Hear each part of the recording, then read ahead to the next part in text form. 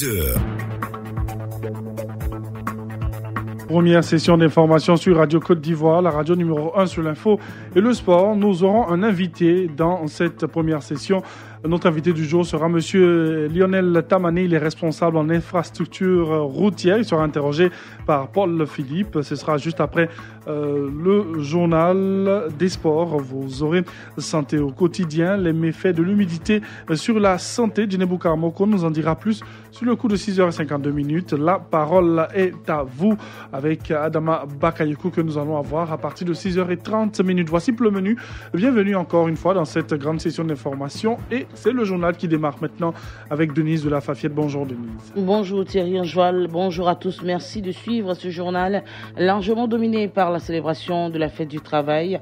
Les efforts des travailleurs salués justement hier à l'occasion de cette fête. Ici en Côte d'Ivoire, le chef de l'État, Alassane Ouattara, a rassuré les Ivoiriens des efforts du gouvernement pour le bien-être des travailleurs. Vous l'entendrez dans ce journal. Ça n'a pas été la fête également en Centrafrique. La capitale Bangui a connu une nouvelle flambée de violence. L'église de Fatima, située non loin du PK5, a été attaquée par des hommes. Le bilan est lourd, au moins 16 morts.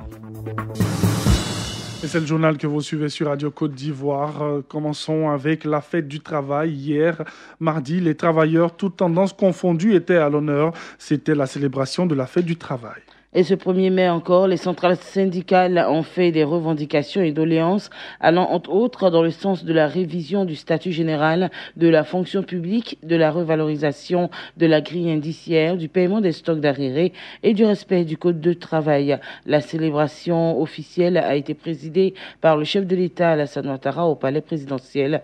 On écoute les précisions de Abou Silla.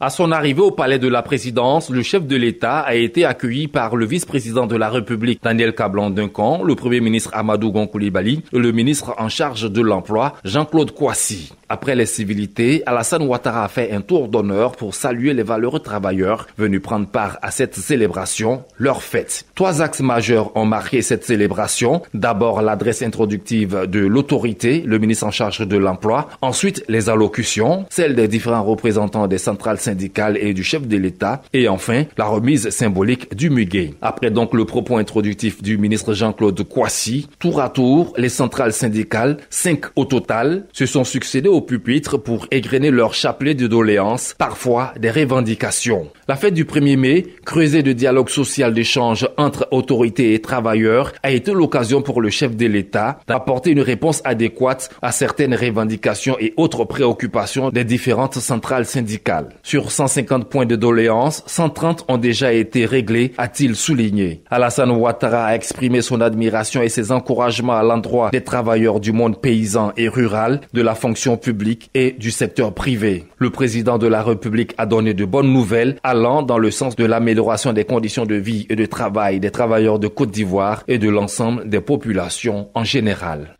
Au chapitre des doléances, le secrétaire général de la centrale syndicale Humanisme a plaidé pour l'adoption de la loi sur le loyer, Soro Mamadou.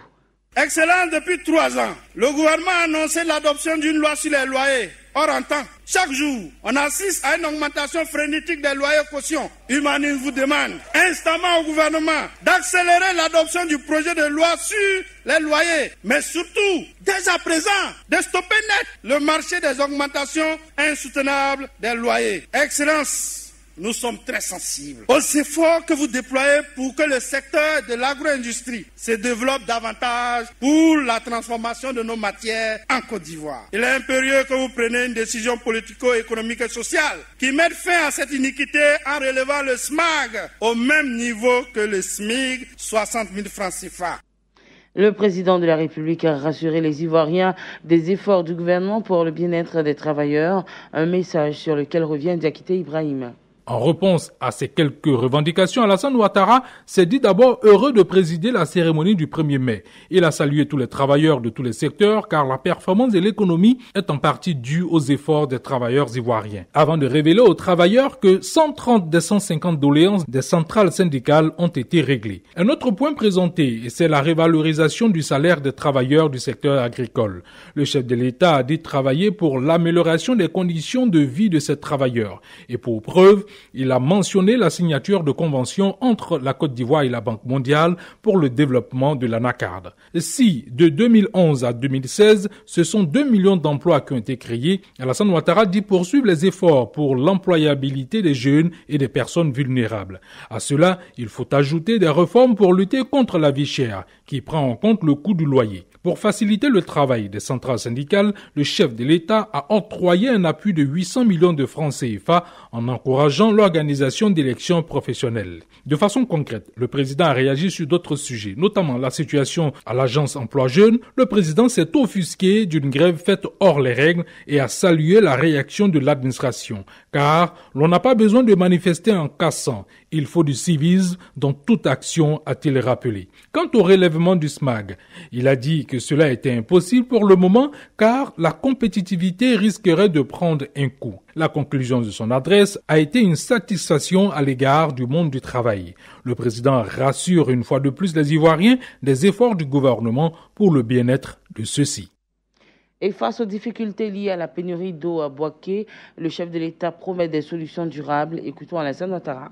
Les 2/3 de la population n'ont pas d'eau en raison de l'assèchement du lac de la Loca, en raison d'absence de pluie. Car nous savons qu'avec un peu de pluie, cette question trouverait une solution rapidement. Mais en attendant, nous avons prévu des solutions urgentes pour réduire le calvaire des populations. 15 camions citernes ont été envoyés dans la région. Près d'une dizaine de forages sont en cours de réalisation. Et pour les solutions à moyen terme, pour les 3 mois à venir, l'installation d'une autre unité de traitement sur la rivière Caen et une autre sur le lac de Gonfreville. Nous considérons que cela n'est pas suffisant. Comme je l'ai dit, d'abord, nous faisons les urgences avec les camions citernes. Ensuite, nous prions pour que la pluie vienne le plus tôt possible. Nous prévoyons des solutions à moyen terme, notamment qu'avec l'installation d'une autre unité de traitement. Mais il faut une solution définitive. Et la solution définitive demande de recueillir l'eau à partir du lac de Kossou, et cela permettrait donc de ne plus avoir affaire à une telle situation.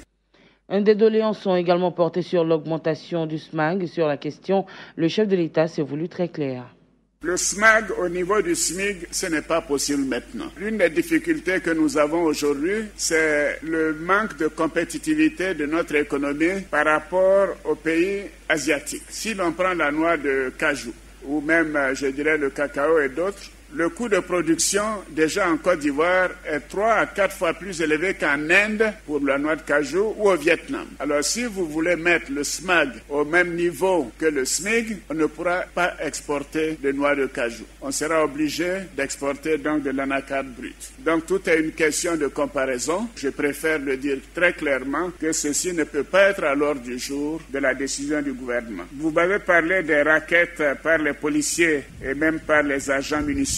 J'ai demandé que des radiations soient automatiques quand il y a des cas de raquettes avérées et que les policiers puissent porter des badges qui donnent leur numéro ou leur nom sur leur poitrine. Et en tout cas, nous veillons à ce que le racket cesse. Et je peux vous dire que nous sommes déterminés à réduire ce racket au minimum. Le chef de l'État, Alassane Ouattara, qui se prononçait sur le salaire minimum interprofessionnel garanti et le salaire minimum agricole garanti. On écoute à présent Ange Quadio, qui a visité certains services qui restent ouverts même pendant les jours fériés. Ça a été le cas hier avec des personnes d'astreinte. Comment travaillent-elles? On écoute Ange Quadio. La fête du travail est un jour férié. Certains services publics restent fermés, mais il y en a d'autres où quelques personnes sont d'astreinte. C'est le cas au GSPM de l'Indénié, avec des soldats du feu prêts à parer à toute éventualité. À la formation sanitaire du plateau, Agnamien, infirmier d'État, est à son poste depuis 7h30. On a prêté serment. On ne peut pas laisser la population, si elle est souffrante, et puis rester à la maison.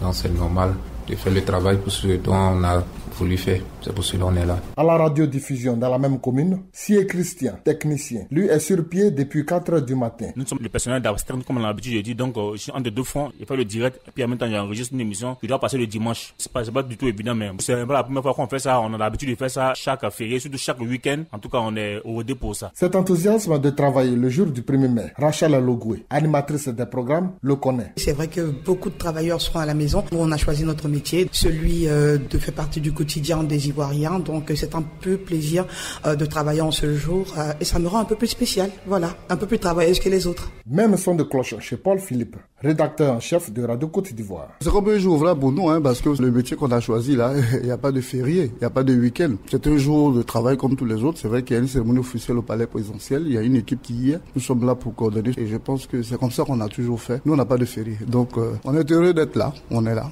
Et puis, on va travailler jusqu'à une certaine heure. Il n'y a pas de problème. Bonne fête du travail à tous et à toutes. Et parlons à présent de l'agenda du président de la République en début de semaine. Le chef de l'État ivoirien a reçu tout d'abord l'ambassadeur d'Afrique du Sud en fin de mission. Et il est donc venu faire ses adieux au président ivoirien. Le diplomate a confirmé que les relations entre son pays et la Côte d'Ivoire, qui se portent bien, vont se poursuivre. Reçu à son tour par Alassane Ouattara, le ministre malien des Affaires étrangères, Tiena Coulibaly, dit être venu présenter ses condoléances au président ivoirien qui a perdu son frère aîné. Sinali Ouattara a été inhumé lundi à Dembocro. Et une forte délégation marocaine conduite par le ministre de l'équipement, du transport, de la logistique et de l'eau, Abdelkader Amara, est venue adresser également ses condoléances au président de la République. La rencontre a fait l'objet d'une séance de travail entre quelques membres du gouvernement et la délégation. Au cœur des échanges, les travaux de la baie de Cocody. Abdelkader Amara. Nous sommes une délégation porteuse d'un message de Sa Majesté le Roi, dans lequel Sa Majesté a réitéré, bien entendu, les relations fraternelles qui lient le Maroc à la Côte d'Ivoire, les relations privilégiées qu'entretient Sa Majesté le Roi avec Son Excellence, Monsieur le Président. Et nous avons eu l'occasion de discuter avec Son Excellence, en présence des ministres concernés, du projet de la baie de Cocody. Et nous avons passé en revue un certain nombre d'éléments dans lesquels, bien sûr, l'équipe qui travaille, l'équipe marocaine avec l'équipe ivoirienne, donner des informations, des détails quant à ce projet très important, ce projet structurant que nous tenons tous à ce qu'il soit, bien sûr, réalisé dans les délais impartis qui ont été fixés par Sa Majesté le Roi et le Président de la République. Et une autre actualité portant sur le 4e congrès extraordinaire du RDA.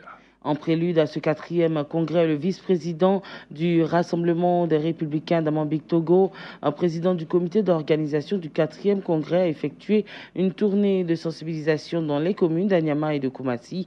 La sensibilisation a porté sur le parti unifié, le RHDP. D'Amambik Togo appelle donc les militants à aller en RHDP pour la paix et la stabilité de notre pays. Propos recueillis par Aaron Badé.